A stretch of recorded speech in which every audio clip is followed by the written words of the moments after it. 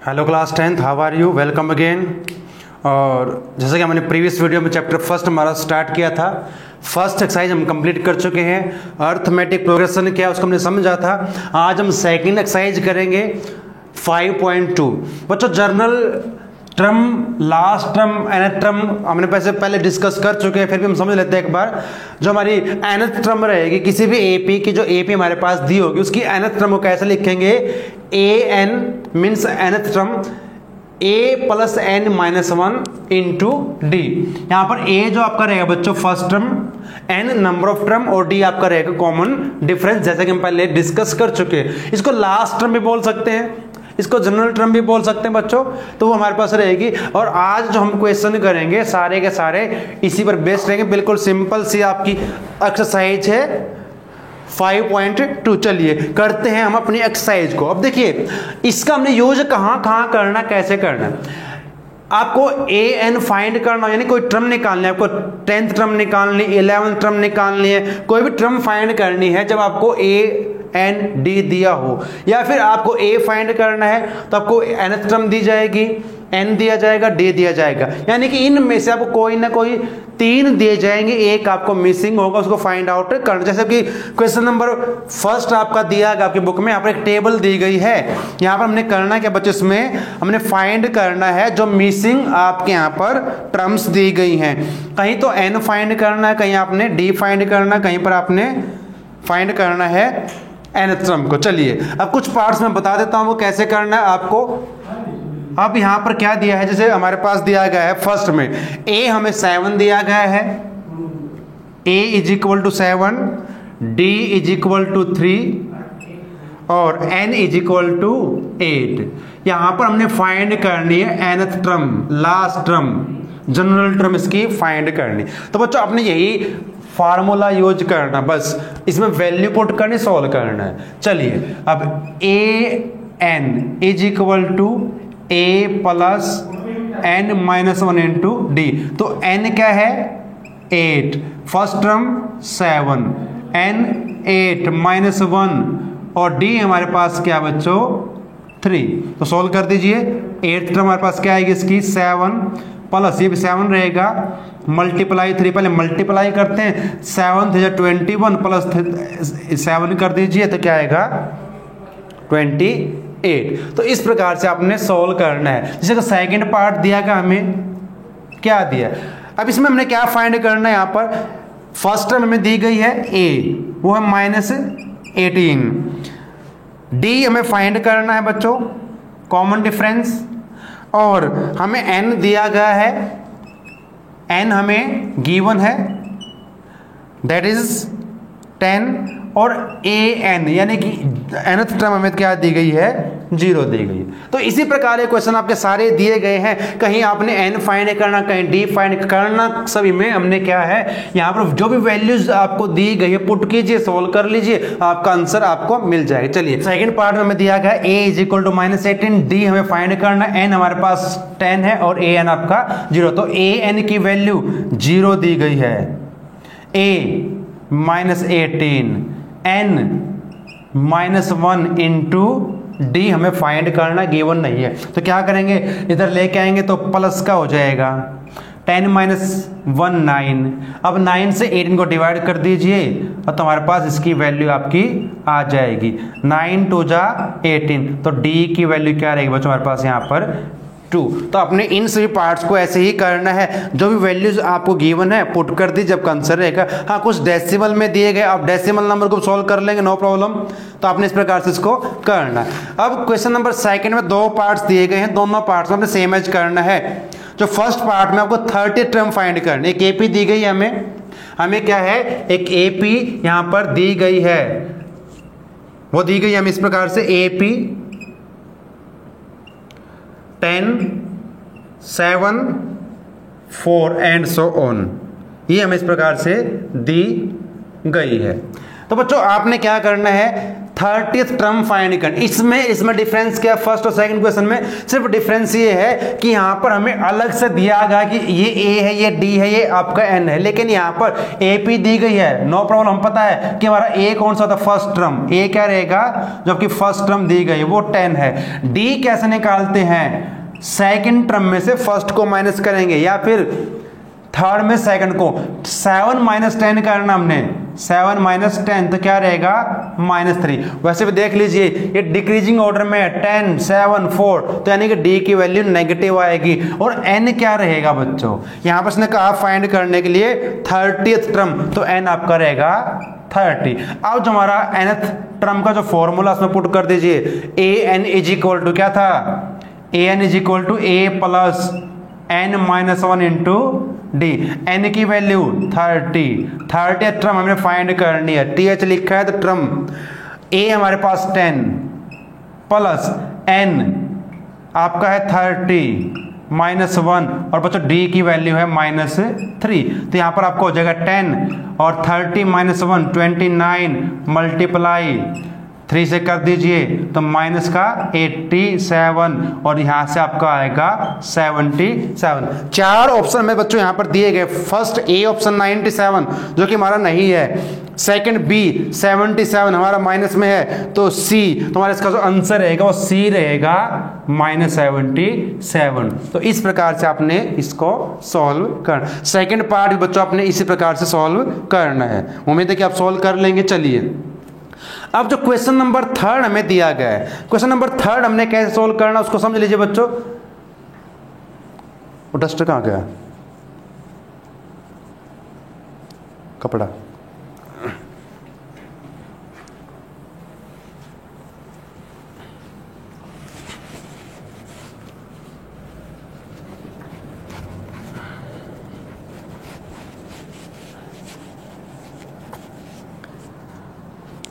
तो question number 3 में हमने कैसे करना, कुछ पार्ट्स में आपको समझाऊंगा। यहाँ पर देखिए, यहाँ पर क्या करना है, मिसिंग टर्म जो आपके दी फाइंड करना। जैसे फर्स्ट आपका दिया गया यहाँ पर थर्ड का फर्स्ट पार्ट, यहाँ पर दिया गया 2, यहाँ पर एक एम्प्टी आपको टर्म दी गई, मिसिंग टर्म दी गई है, और ये आपका 26। यहाँ पर 3 टर्म हमें दी गई हैं, ये फर्स्ट टर्म, सेकंड टर्म और थर्ड टर्म।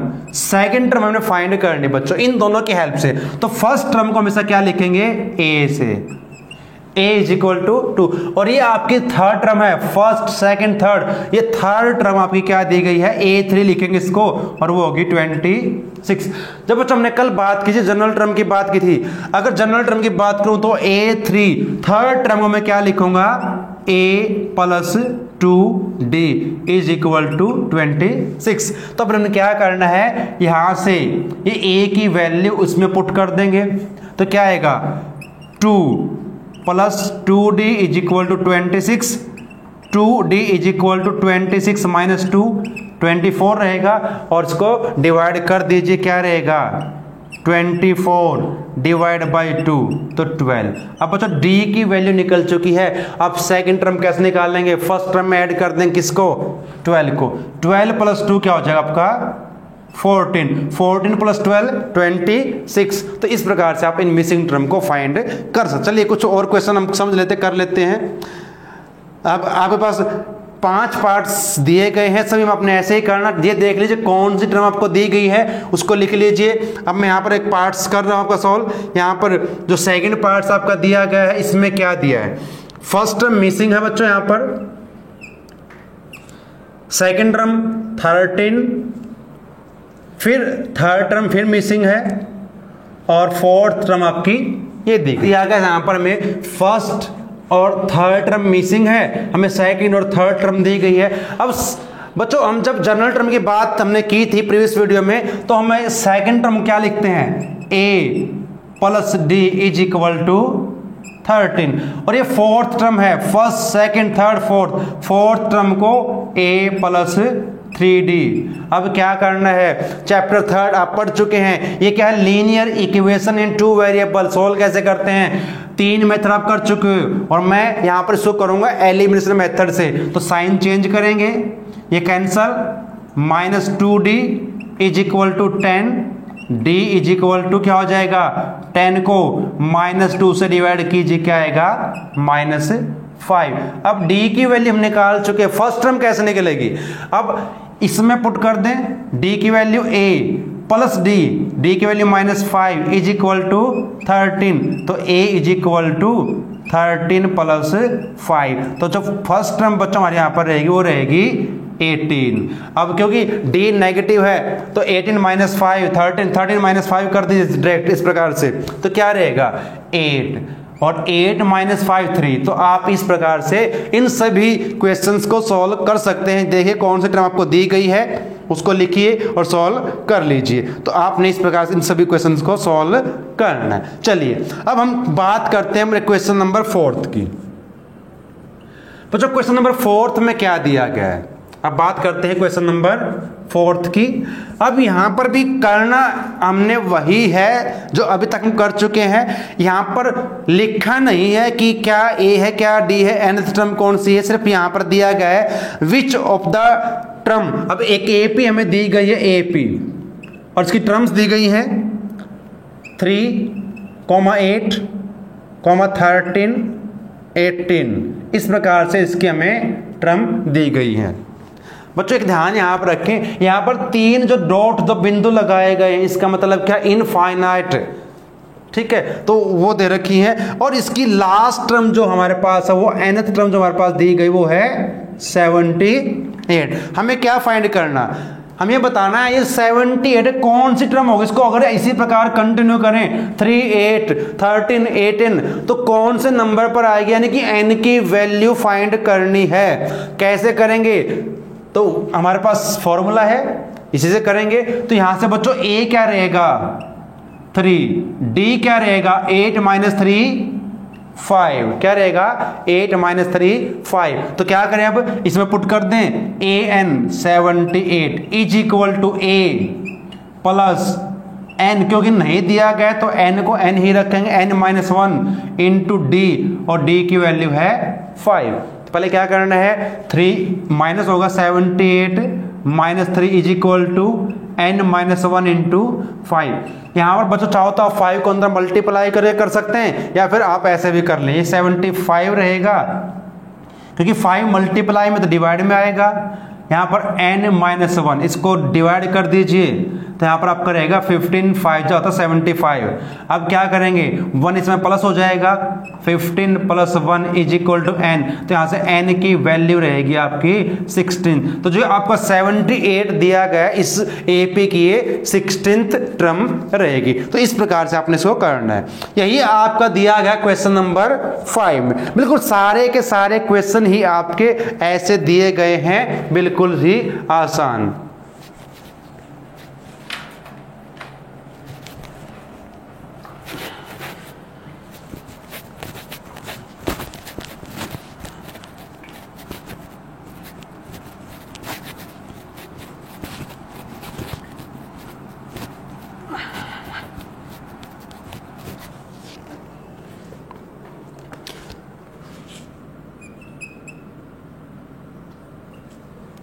तो जो क्वेश्चन नंबर जो 5 हमारा दिया है, इसमें 2 पार्ट्स दिए गए, एक पार्ट्स मैं आपको करवाऊंगा, एक आपने करना है, क्योंकि दोनों ही पार्ट्स बिल्कुल आसान से सेम आपके रहेंगे।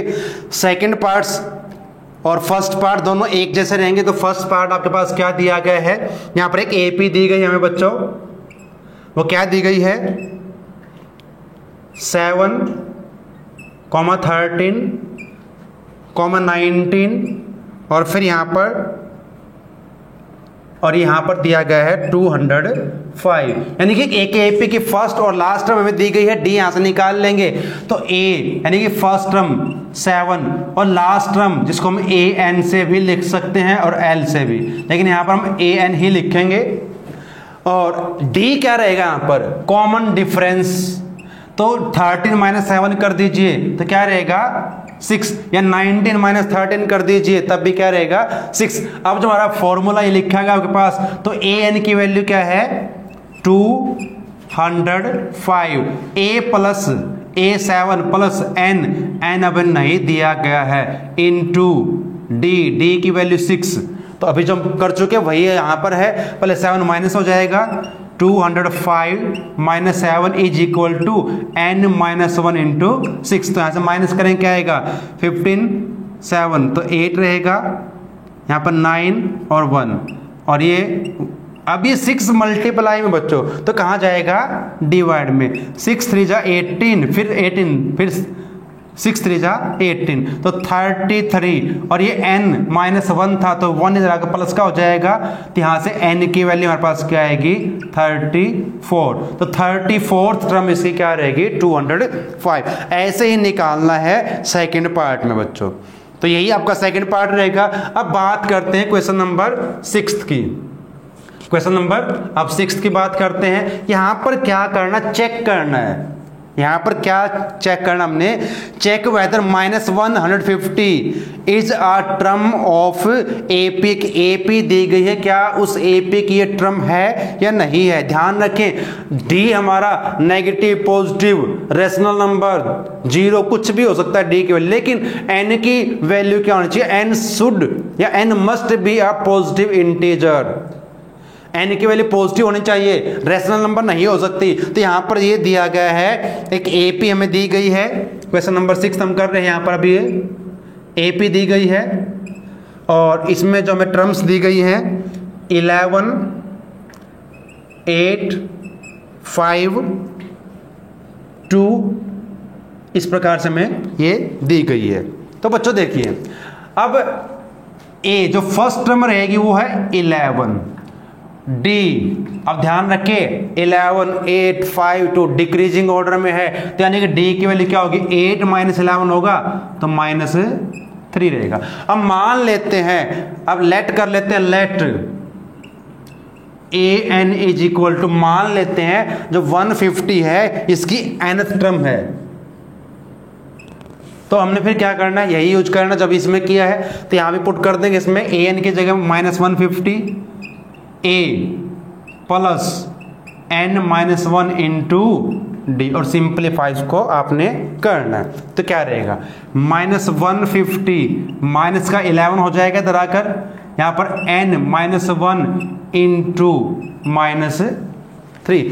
चलिए दोनों माइनस के ऐड हो जाएंगे तो हो जाएगा 161। अब माइनस 3 अपॉन में आएगा डिवाइड में आएगा क्योंकि मल्टीप्लाई में है, माइनस कैंसिल हो जाएगा और 161 3 से डिवाइड नहीं होता।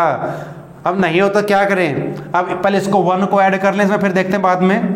161 upon 3 plus 1 is equal to n, इसमें मल्टीप्लाई कर दीजिए आपका हो जाएगा 164 अपॉन 3 और ये रेशनल नंबर है, ये आपको क्या है रेशनल नंबर। या तो आपका n नेगेटिव हो जाए या रेशनल नंबर आ जाए तो जो आपकी 150 है 150 is not a term of given AP. जो एपी हमें दी गई है उस एपी की ये टर्म नहीं है क्योंकि n हमारे पास क्या आया है रेशनल नंबर। एक बच्चों आपको एग्जांपल दिया गया ऐसा ही, आपका एग्जांपल नंबर देखिए 6th पेज नंबर 103 पर दिया गया है तो वहां भी ऐसा ही समय बिल्कुल, क्योंकि n क्या होना चाहिए should be a positive integer, एक पॉजिटिव इंटीजर होना चाहिए, इसलिए आपकी ये टर्म इसकी नहीं होगी। तो हमने इस प्रकार से सॉल्व करना है। चलिए अब क्वेश्चन नंबर 7 की तरफ बढ़ते हैं बच्चों। इसमें क्या दिया गया है, अब यहां पर दिया गया है find the 31st term of AP. एक एपी की 31st टर्म हमें फाइंड करनी है और क्या दिया गया साथ में देखिए which 11th term is 38 and 16th term is 73। एक एपी की हमें क्या दिया गया है 2 टर्म दी गई हैं और हमें एक टर्म फाइंड करनी है इन दोनों की हेल्प से। हम बच्चों क्वेश्चन भी कर चुके हैं, अभी क्या हमने ऐसे ही करना है। देखिए क्वेश्चन नंबर 7 तो क्या करेंगे इसमें 31st टर्म निकालने, 11th टर्म दी गई हमें क्या दिया गया है A11 वो दी गई 38 और क्या दिया गया है हमें 16th टर्म दी गई है A16 73। तो क्या करेंगे जनरल टर्म जब लिखी थी क्या लिखेंगे इसको A11 को कैसे लिखते हैं n माइनस 1 होता है हमेशा, तो क्या रहेगा A plus 10D is equal to 38 और इसको भी लिखेंगे A प्लस 15D ये 73। अब ये दोनों इक्वेशन आपकी कैसी है लीनियर इक्वेशन इन 2 वेरिएबल। तो इनको सॉल्व कर लीजिए। एलिमिनेशन मेथड ही बेस्ट रहेगा हमारा, यहाँ पर उसी को यूज करेंगे क्योंकि यहाँ पर कोएफिशिएंट आपका इक्वल रहेगा। साइन चेंज, ये कैंसल, यहाँ से -5d और यहाँ से -13 8 5 6 3 35 आएगा, ध्यान रखें। माइनस कैंसिल हो जाएगा तो d इज इक्वल टू 35/5, तो आपके पास क्या आएगा 7। तो d की वैल्यू हमारे पास रहेगी। अब a की वैल्यू फाइंड करेंगे इसकी हेल्प से, इसको पुट करेंगे, किसी भी इक्वेशन में पुट कर लें, या फिर फर्स्ट है ये सेकंड है, मैंने फर्स्ट में पुट किया है, तो a plus 10 × 7 is equal to 38, ये 70 हो जाएगा और राइट साइड में जाकर माइनस का हो जाएगा। तो यहाँ से a की वैल्यू हमारे पास मिल जाएगी, हमें क्या आएगी, वो आपकी रहेगी ये आपकी रहेगी अब 10 - 8 2 और 6 3, तो 32। हमें फाइंड क्या करना है, क्या फाइंड करना, 31st टर्म फाइंड करनी बच्चों। तो 31st टर्म क्या होती है, a प्लस 30d, या आप ये यूज कर लीजिए, इसमें n की वैल्यू पुट कर दीजिए, a और d की पुट कर दीजिए, या डायरेक्ट ऐसा लिख लीजिए, मर्जी है। तो यहाँ से हमारी निकल जाएगी 31st टर्म, वो रहेगी क्या, a की वैल्यू क्या है बच्चों हमारे पास 32 प्लस और 7 हमारे पास किसकी वैल्यू, d की, तो 7 मल्टीप्लाई किससे करेंगे 30 से, 30 × 7 कर लीजिए, 7 × 30 कर लीजिए, नो प्रॉब्लम। तो यहाँ पर आपको हो जाएगा 210, इसको ऐड कर दीजिए 2 और ये 4 और 2, तो ये हमारे पास इसकी टर्म आएगी 242। तो इसका आंसर चेक जरूर कर लें बच्चों एक बार, ये हमारे पास इसका रहेगा। इस प्रकार से अपने सॉल्व इसको करना है। चलिए अब बढ़ते हैं अपने नेक्स्ट क्वेश्चन की तरफ। यहाँ भी कुछ ऐसा ही दिया गया है, an AP is consist of 50 term, total term इसमें 50 है, थर्ड टर्म 12 है, लास्ट टर्म, तो लास्ट टर्म कौन सी होगी, क्योंकि इसने कहा टोटल 50 टर्म है, तो लास्ट टर्म कौन सी होगी बच्चों, 50 टर्म ही रहेगी, वो है 106, तो 29th टर्म निकालनी है। तो यहाँ भी सेम एज ही रहेगा जो अभी हमने किया है। यहाँ पर थर्ड टर्म दी गई, चलिए कर लेते हैं इसको फटाफट से। क्वेश्चन नंबर 8 क्या दिया गया है, हमें यहाँ पर दी गई थर्ड टर्म, और थर्ड टर्म को मैं लिखूंगा a plus 2d equal to 12। Last term इसने शुरू में स्टार्टिंग में लिखा है कि टोटल इस एपी में 50 टर्म है, तो 50 टर्म हमारे पास क्या रहेगी, वो a प्लस 49d ये रहेगी। तो क्या दिया गया है हमें यहाँ पर 106। तो अभी जो कर चुके हैं वही करना है, एलिमिनेट करेंगे तो ये cancel, -47d is equal to -104, minus cancel हो जाएगा, तो इसको डिवाइड कर दीजिए। यहाँ पर सॉरी, यहाँ पर जो बच्चों रहेगा क्या रहेगा, देखिए ये रहेगा 94, क्योंकि 10 - 1 होगा 9, तो माइनस कैंसल, तो d इज इक्वल टू 94/47, 47 2 जा 98। तो d की वैल्यू मिल चुकी है, a की निकाल देंगे, यहाँ पुट करें इसमें, तो a प्लस 2 और d की वैल्यू भी क्या है 2 इज इक्वल टू 12, 2 2 4 हो जाएगा, तो 12 - 4 इज इक्वल टू 8, क्या हो जाएगा 8। अब हमें a और d की वैल्यू मिल चुकी है, हम कोई भी टर्म फाइंड कर सकते हैं। इसने कहा है फाइंड करने के लिए हमें कौन सी टर्म, 29th, तो चलिए 29th टर्म वो आपकी रहेगी a प्लस 28d, तो a की वैल्यू क्या है 8, 28 इंटू d की वैल्यू है 2, तो इसको सॉल्व कर लीजिए, 28 2 जा 56 और ऐड करेंगे तो 64, तो हमारा इसका आंसर आ जाएगा। बच्चों ऐसे ही आपने करना है 9th सम, उम्मीद है कि आप कर लेंगे, क्योंकि थर्ड टर्म यहाँ पर दी गई 4, उसको लिखोगे a plus 2d equal to 4, और 9th टर्म को a plus 8d equal to -8, दोनों का आपने क्या करना है सोल्व करना है। वहाँ से आपको मिलेगी a और d की वैल्यू मिल जाएगी, और फिर हमें ये बताना है कि जिसकी AP की 0 कौन सी टर्म होगी, उसको अपने an लेके चलना है, यानी कि आप an लेके चलेंगे इक्वल टू 0, और a और d की वैल्यू पहले निकाल चुके होंगे, तो उसमें पुट करें, सॉल्व करके आपका इसका आंसर आ जाएगा। उम्मीद है कि आप कर लेंगे इसको। अब 10th क्वेश्चन में क्या दिया गया उसको समझ लेते हैं। आज 10 ही पार्ट हम करेंगे, सम करेंगे, बाकी हम 10 सम को फिर कल करेंगे। चलिए अब यहां पर डिफरेंस दिया गया है, एक्सीड लिखा गया है, देखिए बच्चों यहाँ पर जो दिया गया है, the 17th term of an AP is exceed its 10th term by 7।